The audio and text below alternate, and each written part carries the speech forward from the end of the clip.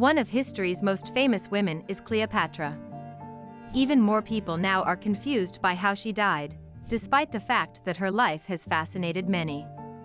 But in this video, we tell you the tale of Cleopatra's horrific execution as Egyptian royalty. Welcome to my channel, Historical Studies.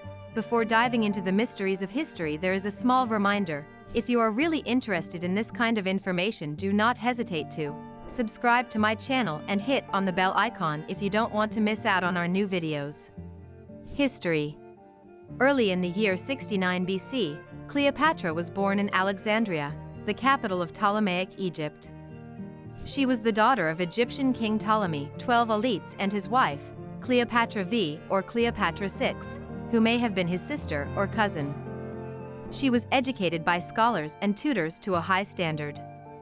She was incredibly smart, curious, and ambitious, and she wanted to be a great leader. Ptolemy XII, the father of Cleopatra, was a weak and unpopular king who needed Rome's help to maintain his position of power. In 58 BC, he was forced to flee to Rome after a rebellion. Ruling Egypt. When Cleopatra first visited Rome, she was about 11 years old and amazed by the city's culture and civilization. Cleopatra was 18 years old in 51 BC when Ptolemy XII passed away.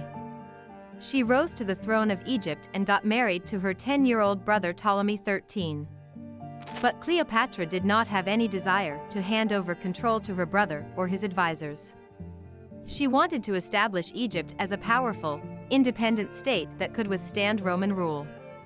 Cleopatra soon faced a challenge from her brother and his faction, who tried to overthrow her and get the sole power in Egypt. In 48 BC, they forced her to flee from Alexandria to Syria.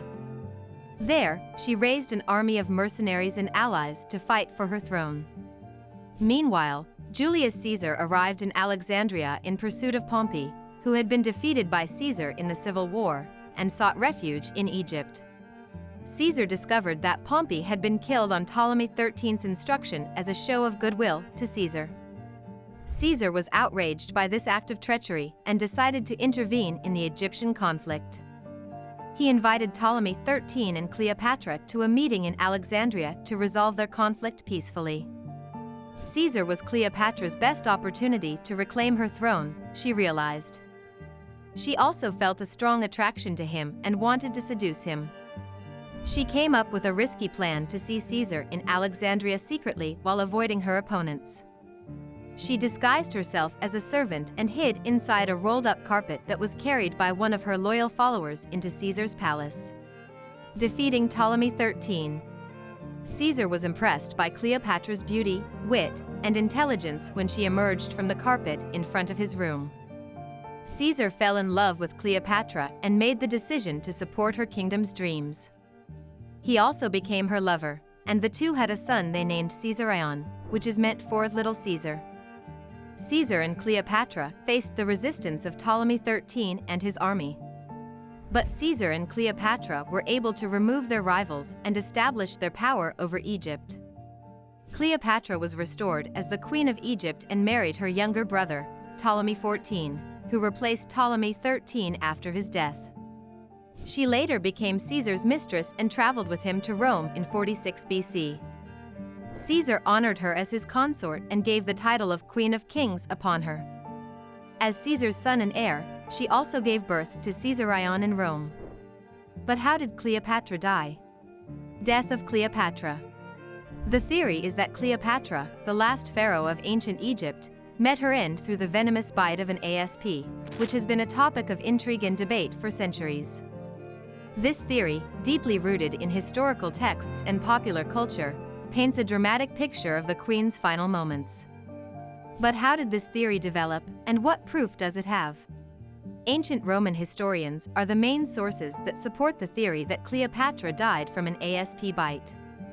Plutarch, writing about a century after Cleopatra's death, described how she might have had the snake smuggled to her in a basket of figs. Another Roman historian, Dio Cassius, said that Cleopatra died from a snake bite, but he did not identify the species of snake. The asp theory, however, has some disagreements with some real-world factors. Despite the many stories, there are many convincing archaeological theories of Cleopatra's death. However, as some experts claim, could Octavian or his agents have killed Cleopatra? They argue that Octavian had a strong motive to kill Cleopatra. He wanted to secure his victory over Mark Antony, Cleopatra's lover and ally, who had taken his life after losing the Battle of Actium in 31 BC. According to this theory, Octavian sent a messenger to Cleopatra with a false report that Antony was still alive and wanted to see her out of her mausoleum and into his custody.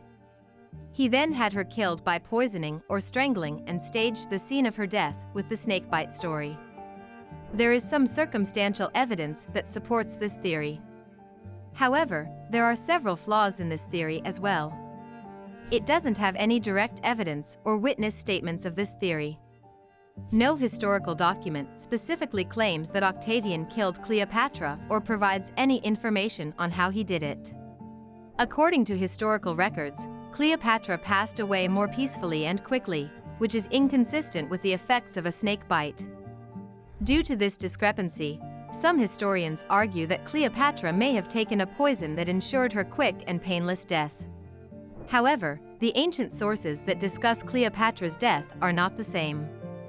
While some, such as Plutarch, put forward the snakebite notion, others present alternative theories such as the possibility of servant poisoning.